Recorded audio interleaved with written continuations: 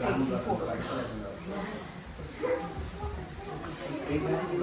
Krishna. Thank you for being here. Familiarity given on the class. Today the subject is going to be called the paradox of love, how familiarity kills and separation thrills. And as you can see in this scenario, on the left is Krishna and the gopis, and they are lament in separation from Krishna. And on the other side, even though the devotees have the closest proximity, sometimes when we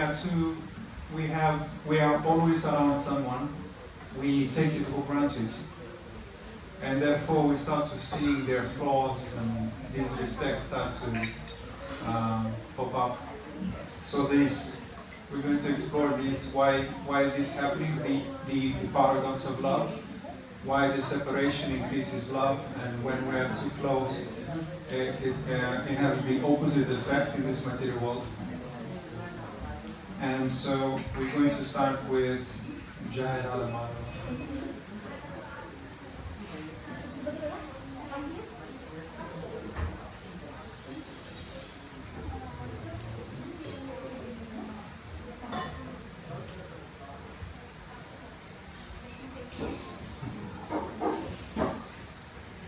Jai Radha Madhava Kunja Bihari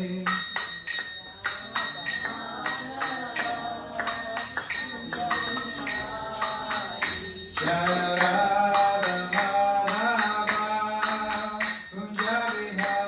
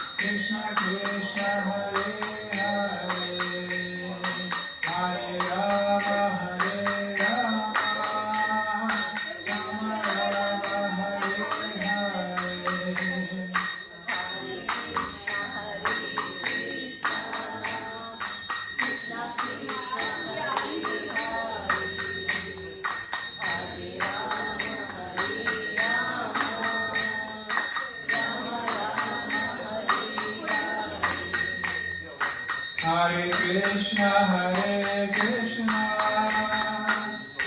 Krishna, Hare Hare, Hare Rama, Rama Rama, Hare Hare.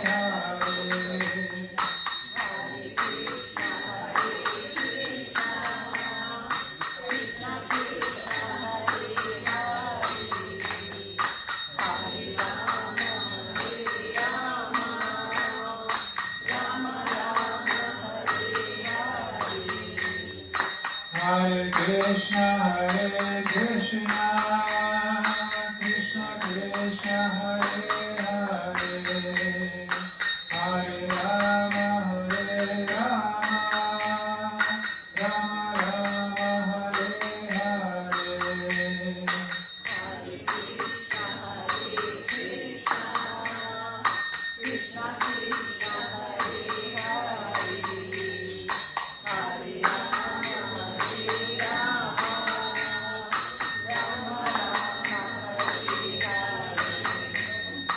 Hare Krishna, Krishna Krishna, Hare Hare, Hare Rama, Rama Rama, Hare Hare.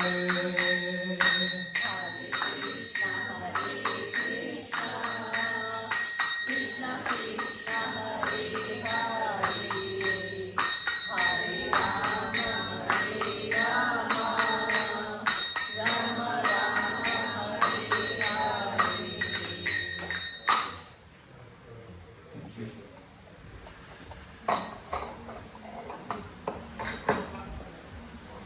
Om Namo Bhagavate Vasudevaya.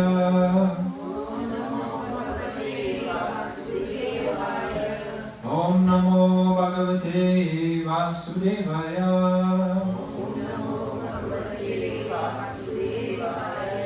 Om Namo Bhagavate Vasudevaya.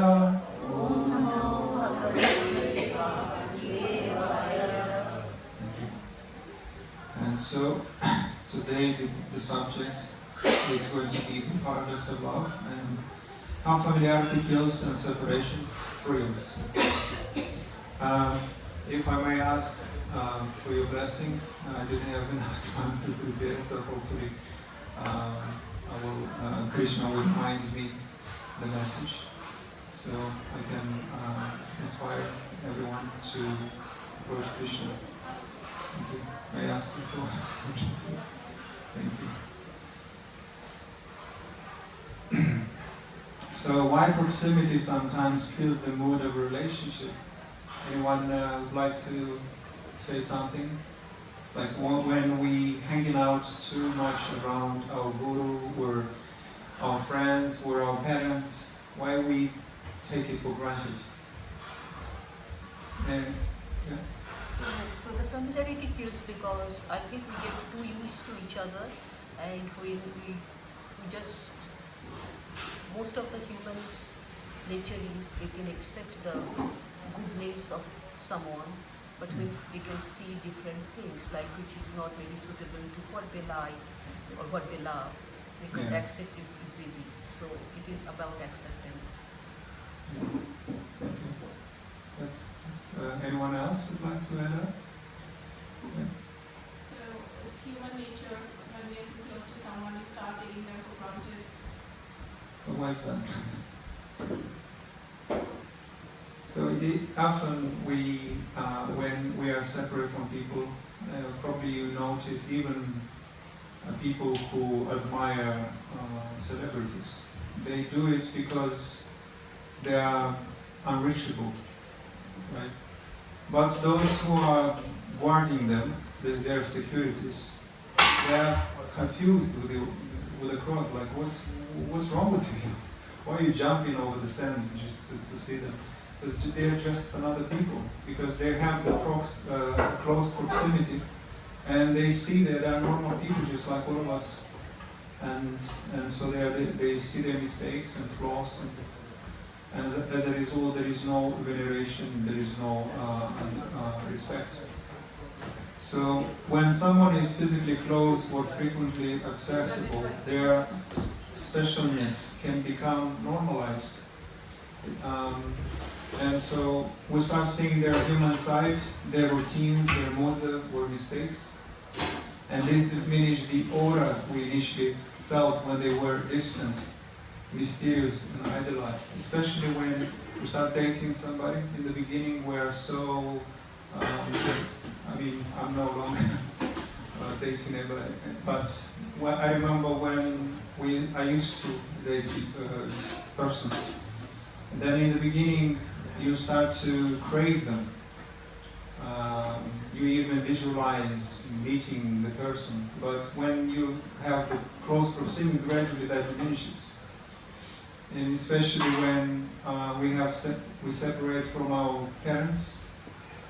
When we are away, we crave to see them, but when we are around, we take things for granted, and therefore respect declines as a result of that. But there is steps also how to prevent that, which I'm going to reveal this at the end, probably in the middle. And so distance creates admiration, and closeness reveals the details that can affect if we don't cultivate those values behind it. Then we might misuse the association of the one that we love. So in Bhakti, the mood of reverence is essential, and when we get too close without maintaining inner awe and veneration, we start treating a saint like a friend or relative. So the relationship changes. And so the illusion of knowing is that those who are physically close may think that I know him. I've seen him tired, frustrated, normal. He's just another person. And so, but this knowing is deceptive because the Guru's inner connection to Krishna is not necessarily visible externally. So it's spiritual, not always performative. And often we more inclined to see what's from the outside, and we're not really seeing how they feel internally. Because any Vaishnava or pure devotees, they do not try to externalize their inner feelings, and so others won't be,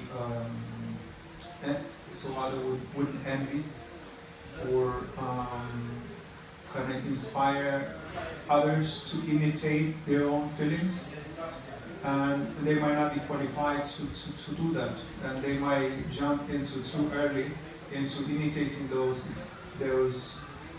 ecstatic feelings of others. So therefore it's important for the devotee to kind of not show too much of their inner feelings, because there is a risk for others and for themselves. Meanwhile, those who've only heard or seen their Guru from afar meditate more on the instructions, hold every darshana and word as sacred, and long for connection, and longing is the fuel of love. For example, Prabhupada, there are many devotees who had the closest proximity with Prabhupada, and they've done different kind of services, yet they didn't have the same, crave the same kind of relationship with Prabhupada, and those who didn't even see Prabhupada is long before him, which is very interesting. Even those who just read his books are crying to have the association of Prabhupada, and in spite of not having seen him anywhere in person. So this is very interesting. So separation intensifies attachment, and familiarity can do it. So it's good to learn when to pull back. You know, when we are too much around somebody, and you become too familiar, and so there is a time that we need to kind of pull back And then when we pull back and come back, our association becomes very welcomed. Oh, for example, like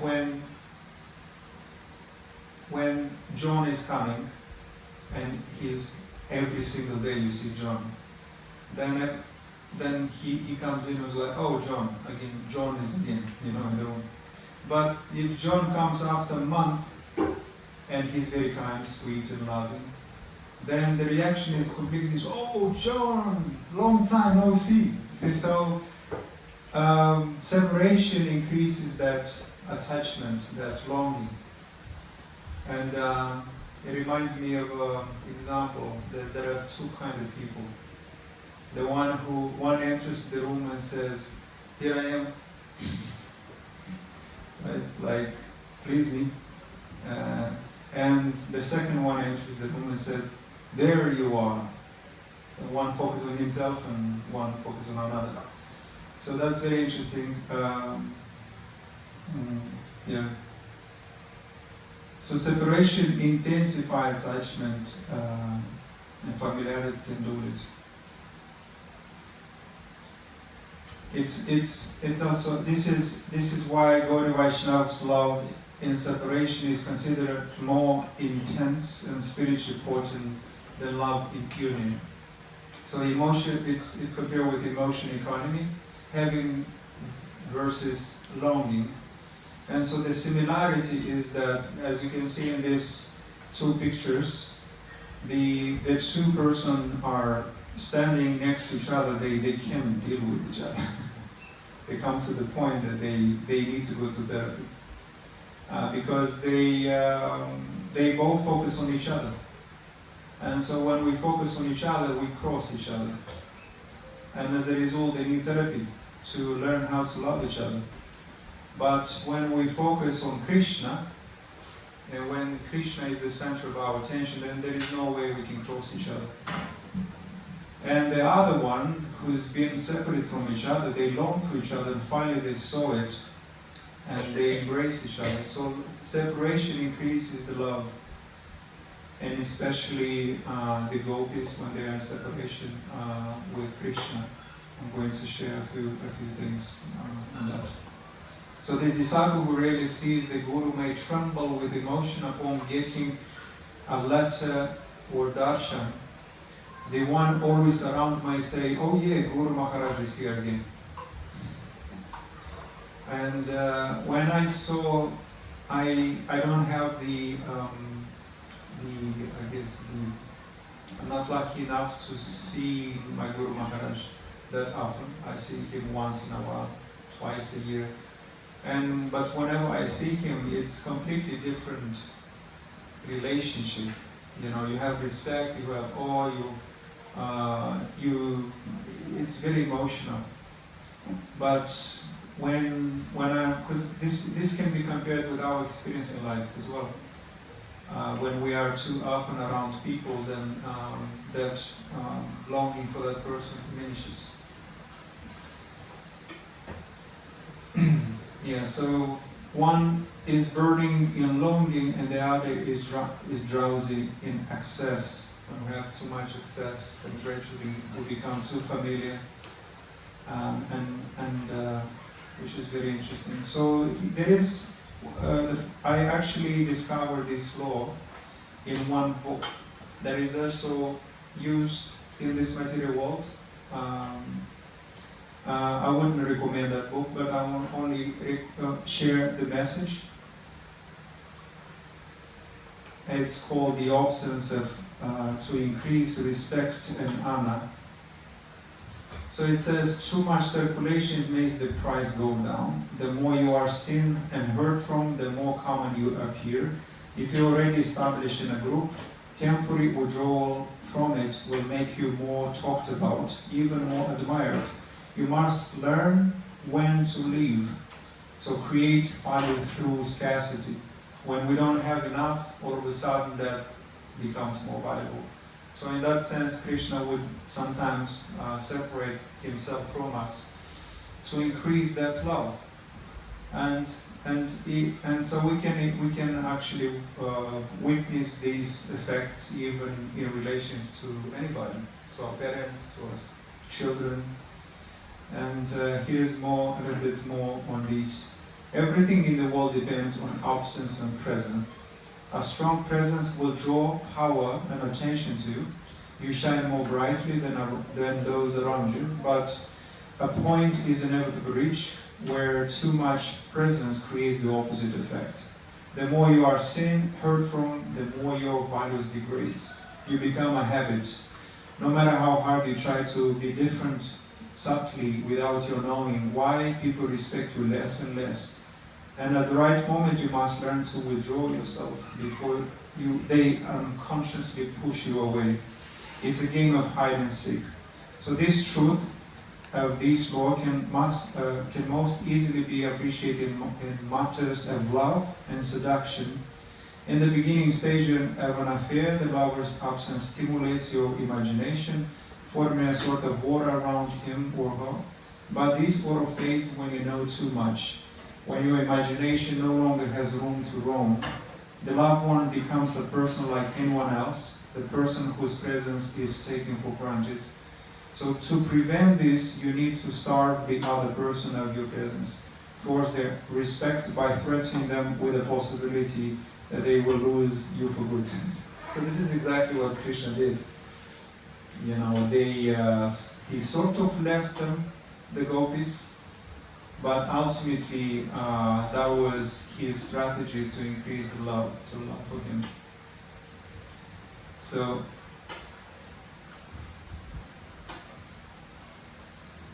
material filters distort perception, and those close to Guru may also be distracted by logistics, service, and ashrams or politics.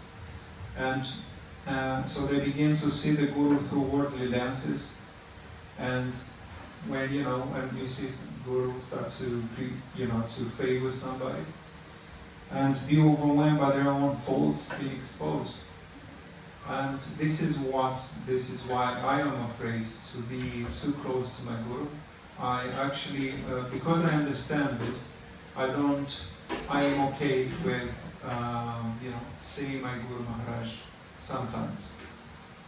And because I am afraid to lose that respect, to see his flaws, and because we have this inclination to look for flaws. And sometimes it happens unconsciously. We start to notice things we don't like. I thought as a pure devotee he must really speak like that, react this way. And you might start to see things and might identify them in the wrong way, because some of those external activities might be ecstatic. But if, for example, frustration, ecstatic frustration, or anger which is favorable. There is anger in ignorance and passion, and there is also anger in love. When, for example, one simple example is when our parents are angry with us, but they actually mean good. They're angry because they love us, and they can't express that through. It comes across as anger, as an attack, but in fact, behind it is pure love. So, and so this is the danger. If we're not qualified to understand those symptoms of ecstatic feelings, we might judge the Guru. You see something that we think, oh, I thought this is someone in passion or someone in ignorance that expresses this kind of thing. So we might become critical, and so therefore it's better to get attracted, to become attached to the instruction of a Guru, not the proximity. Because the proximity doesn't necessarily make one realize himself. But if we become attached to, with full faith to the instructions, then we may have realized, become closer to Krishna. So, but someone at a distance idealizes and connects more to truth of the Guru than the day-to-day form. just like I mentioned, that we should become attached to the truth of the Guru, not his body.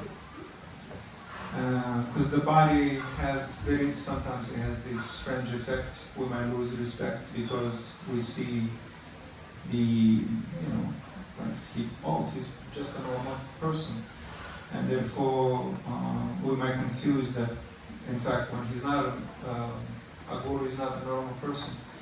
He is an eternal servant of Krishna. So how to prevent familiarity from killing the mood? Here I shared 5 things. Perhaps you can also introspect on this. The first one is consciously cultivate reverence even in closeness. And a prayer can do, to ask for protection so you wouldn't fall into this trap of seeing until we overcome these anarthas. And so regularly meditate on the Guru's internal identity and connection to Krishna. Avoid casual speech or behavior with or around the Guru. Sometimes when we have the closest proximity, we might treat our Guru like a friend. So we start to speak about nonsense, just like we speak with friends, sometimes unnecessary conversations or futile conversations, instead of inquire submissively from Guru, asking questions to help us cultivate knowledge of Krishna and ultimately to practice and attain pure prema. 4th is treasure every instructions like it's your last chance. Because Guru it's not going to be always here. And since he is a direct door to Krishna, we don't have to take him for granted. Because I have never seen Prabhupada, but I've read his books. And one day I was asked these questions I didn't expect it. The question was, how do you feel about Prabhupada? I never thought about that question until someone asked. Actually, it was a class and someone asked me this question. And then I started to remember throughout his books, how did I feel? And he is the cause of my tears. Many times when you read Bhagavatam, you start to cry. And so I start asking myself, how can you feel about somebody who is the cause of your joyful tears? They become very dear. So when I realized this, it made me emotional. Because if Prabhupada becomes, when you read his books, you realize that he becomes the cause of your joyful tears. They are awakening the peace, the mercy that you receive. And so he becomes so dear to you, and you become attached to Prabhupada as a result of that. And then I ask myself, wow, if someone is the cause of your joyful tears, they become very dear to you. Imagine if Krishna becomes the cause of your tears. And if you read Prabhupada's book, especially his pastimes with Chant Canto, his transcendental devotees. And if that makes you smile and joyful and teary, you become automatically attached to Krishna. So, and the last one is associate less with the form, more with the instruction.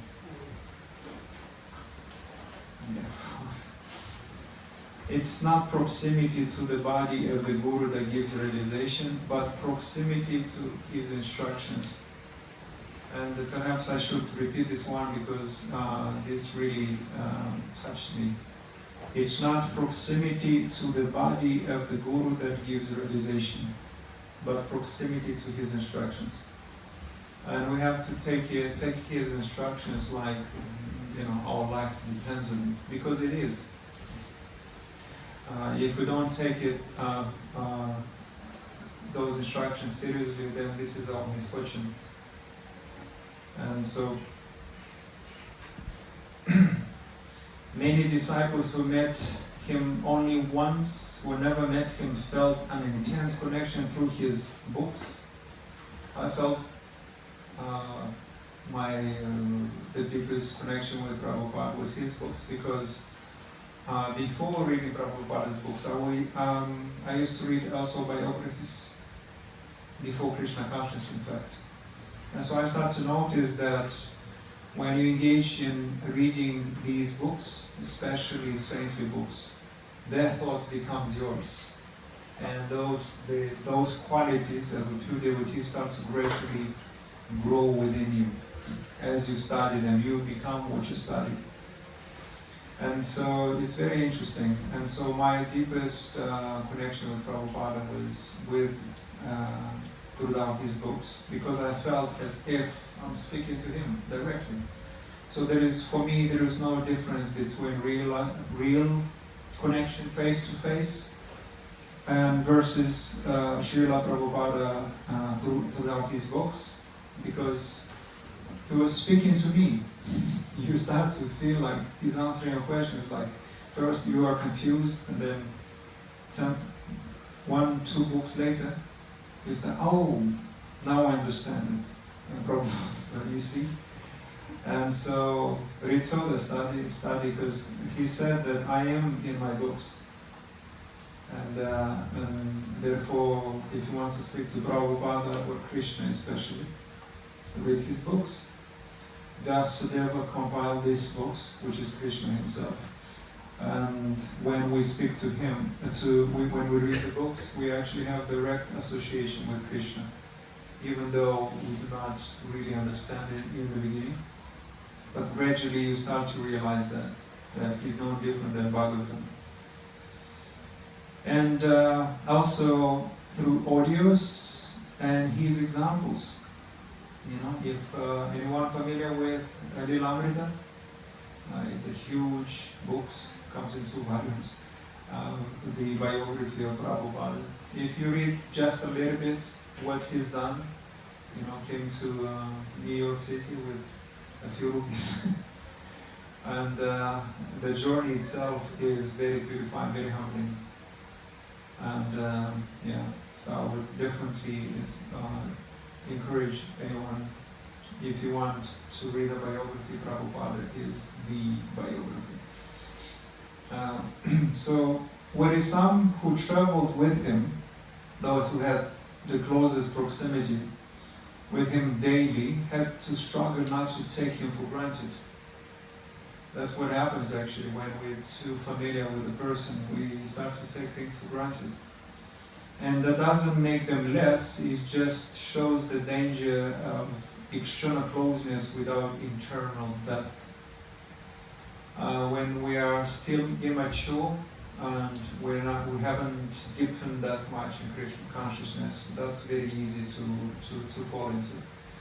Unless we become mature and we become attached to the instructions of the Guru, not to the body, then we can prevent to become, because I heard many stories, especially the association, the devotees around Shivaram Swami. I can't recall, I'm not going to share his name in fact, but I heard that he said that I'm not afraid of the Guru. He's looking at him as a friend, and there is a danger in that, because actually he is as good as Krishna, and we have to have, just like with parents, we can treat parents like friends, because if you treat parents like friends, then the expectation is completely changed. You no longer you start to expect them to treat you like a friend instead of like a parent, and that destroys the relationship with our parents. And so that's one nuance makes a huge difference. So it's not how close we are to the body of the Guru or Krishna that determines our advancement, but how deeply we hold their presence in our heart with reverence, longing, and serving mood. Because familiarity kills wonder. It's that, I just know him. I know what he thinks, what he wants, and all that. When in fact, we don't. We can't see the their internal relationship with Krishna. So the more we see someone externally, the more we risk not seeing them internally. And that's, this is, by the way, the deities of Guru Maharaj, Shivaram Swami, Shri Radha Ramashundara. And so many devotees saw Srila Prabhupada's daily, carried his bags, managed his projects, even cooked for him.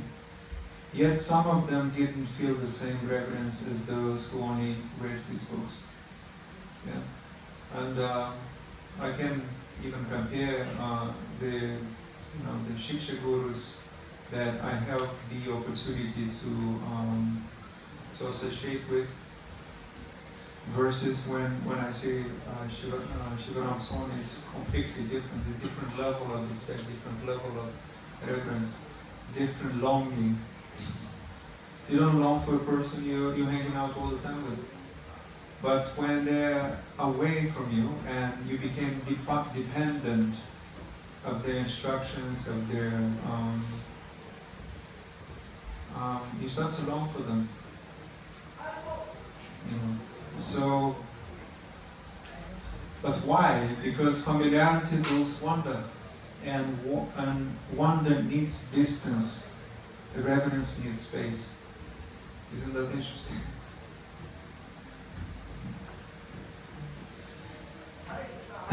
So here is an analogy of the candle. A candle from far away looks mysterious, sacred, and glowing. When we see a light from afar, it looks so shiny, it looks very attractive. But when you stand too close, you see the wax, the smoke, it burns, you see it's visible. It doesn't look that attractive anymore, the candle, when you have the closest proximity. So in the same thing with relationship. If you're careful, if you're not careful, you may say, oh, it's just a candle, but it's still fire. The problem is our vision. And so, one good example, yesterday I watched, in fact, it was a Guru Maharaj meeting with his devotees and those who are aspiring to him. He was an example with the glasses. And for example, when I take off the glasses and I look at the details, I don't see those details. And therefore, but when I put the glasses, then I can see everything, right? And so this is proof that our eyes are imperfect, right? And we think, oh, I'm going to put the glasses on, I'm going to see everything. That's not the case, because our eyes is material, and when our eyes are spiritualized, or are given permission to see Krishna, then it's that beauty you can faint to that beauty.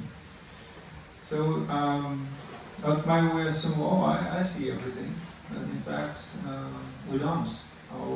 We have imperfect senses, imperfect eyes, imperfect vision. And but when things are far away, and it looks more attractive, just like the sun. The sun is far away. It looks, you kind of, especially when it's away. We long for the sun when the sun is away.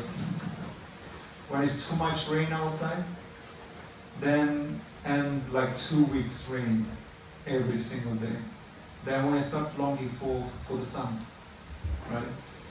But if the sun is too much, it becomes so hot every single day, 45 degrees every single day, we take it for granted. It's like, this sun is so hot, oh my God. Where is the rain? Now you're longing for the rain. So it's the same way when Krishna is too much, too familiar, become too familiar. Because Lord Chaitanya was here, and those who were around here didn't take advantage. Not everybody took advantage. Some of them, they take it for granted. So familiarity breeds contempt, and therefore we do not appreciate, we start to see the flaws. And so even though the lucky ones, had the association of Mahaprabhu, they didn't have necessary realization. And so in the same way, when we are separate from Krishna, we are longing for Him. In this way, He increases our longing for Him. So that's pretty much the strategy. So love in separation is deeper than love in contact. Closeness may satisfy the senses, but separation purifies the heart. Isn't that interesting? And so when we are separate, then where the real longing starts to begin. The real prayers, the poems are written in separations. We don't write poems when we have the closest proximity. We don't write to somebody we love when we have them around, but when we are separate. And so when Krishna is separate, that's when the real prayer begins. And actually we realize this. So the gopis in Vrindavan loved Krishna more after he left. Uddhava marveled at this. They never forget you for even a moment. Why? Because union ends longing, but separation fuels it. So those who saw Prabhupada once and never again often cry more in Kirtana than those who saw him every single day. So it's not a failure, it's the mystery of Bhava, love and separation. So this is very beautiful. So I'm going to share with you perhaps from Bhagavatam 10th canto. There is 5 chapters, is considered the most important, and there is 90 chapters in total. The chapter 29, 30, 33 is about the separation of the gopis from Krishna, and so the chapter is called the Gopi Song of Separation. So just to witness what happens to those pure devotees in separation. And because it's very inspiring, that's where we should be aspired to become more like them. And when we witness those ecstatic feelings of pure devotees, we are inspired to feel that, to cultivate that pure love. So they sang, "O Lord, O lover, O cheater, when we remember your smile, your loving glances, your pastimes with boyhood friends, we become extremely agitated. Remember your lotus face adorned with locks of buckish hair smeared with the dust of the cows, we become irrevocably attached to you. And when we remember how you follow the cows from the forest to forest with your tender feet, we feel great pain." See, they felt pain because of the separation. So in their separation from Krishna, the gopis considered a single moment an entire age. Even when they had previously seen him, they had found the blinking of their eyelids intolerable, for it blocked their vision of him for a fraction of a second. I remember this, I forgot what it was, that they blame the gopis, the Brahma, that he created this flaw of blinking the eye. Because they were so in love with Krishna, they were angry that they had to blink. Because every time they blinked, they couldn't see Krishna. So that's very sweet. And so a few more texts, just the text itself.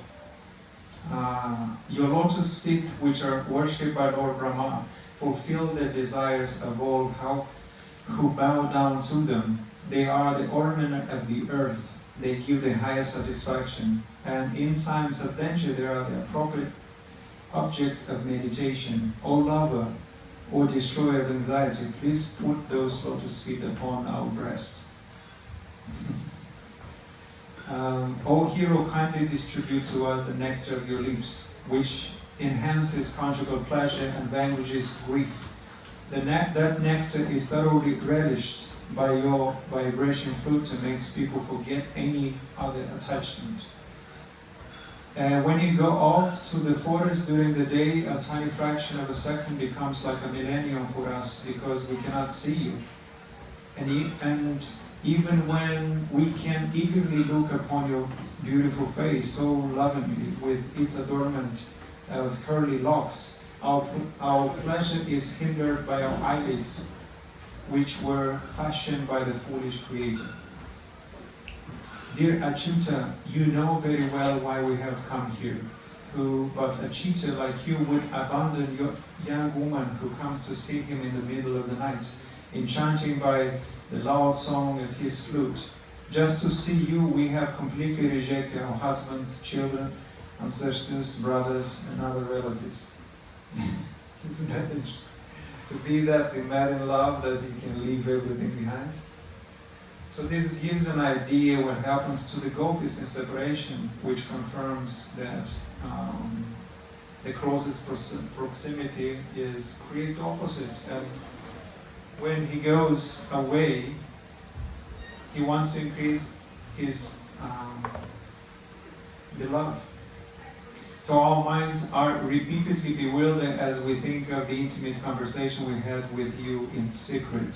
Feel the rise of lust in our hearts and remember your smiling face, your loving glasses and your broad chest, the resting place of the goddess of fortune. Thus we experience the most severe hankering for you. Isn't that amazing? And you can actually compare, just so we can understand this, what happens in separation.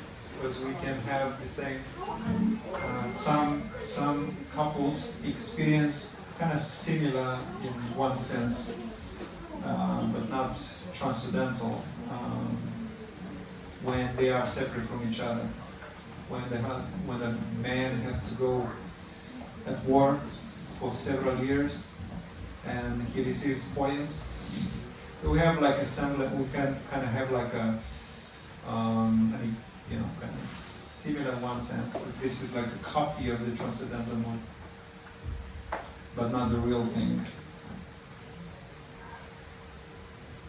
So Prabhupada didn't want our proximity, he wanted our loyalty. That's very important, because physical closeness is not connection, it's not necessary connection. Sometimes we are very close yet very far. Often we see in places people eat, they stand next to each other, they eat, they look in their phones.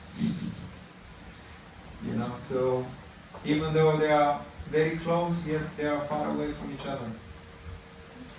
And even in the house this can happen. We stand on the same couch, when we focus on one is carried away by other things. So proximity doesn't guarantee connection. Just like a mobile phone in your hand isn't helpful unless it has a signal. Some disciples sat near Srila Prabhupada physically but argued with him mentally. And that's why they struggled to, how not to take him for granted. So some never met him yet trembled when they read his purports. And so, an example, kind of analogy, being in a garage doesn't make you a car, but being near a saint doesn't also make you a sanctified. We can have the association of saint with person, and we may not advance. So that's quite interesting. I have to go through real quick.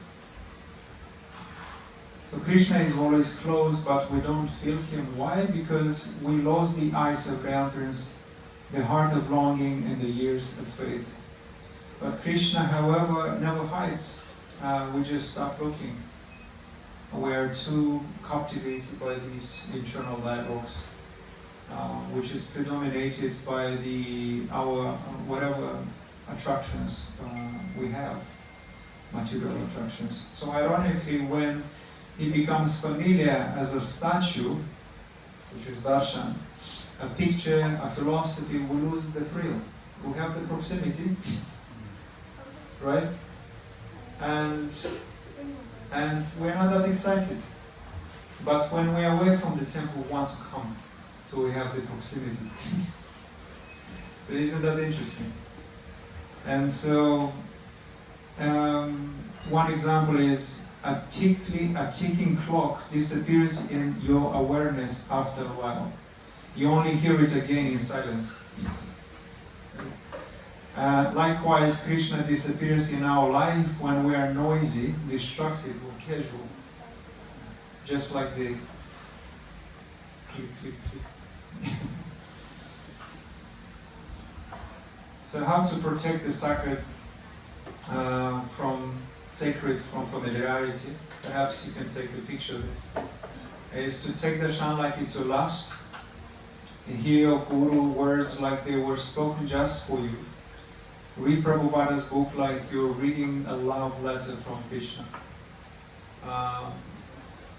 Because I think this is the most appropriate way to read Prabhupada's book, as a love letter from Krishna. Never treat a holy person like a body. Reverence is not outdated, it's protective. And to respect protects love from erosion. But I guess what I would like you to take from here is to, whenever you open Prabhupada's book, is to think of that as a love letter. Because Krishna is speaking. And I have 2 more slides. So in spiritual life, the ones who cry the most aren't always the ones who have the most success. They are the ones who treat every moment and instruction as sacred. And so we have to have the closest proximity to the instructions of our Guru instead of the body. And so Prabhupada said, I am present in my books, I previously mentioned this, in my instructions and my devotees. And therefore, whenever we want to have a direct association with Prabhupada or with Krishna, we can just open his sacred books. And so the wise disciple keeps those words warm, not in head, but in the altar of the heart. And so one example I'm going to give, with this I'm going to conclude. Imagine a man who lived in a place with a king every day, but mocked the king beside his back. Now imagine a poor farmer who bows every morning to the king's portrait and whispers, I live to serve you. So the question is, whom will the king trust with his kingdom?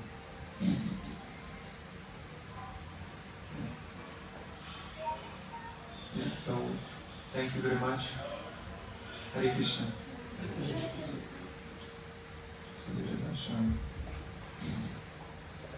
And we can read and sing the Prasada Govinda.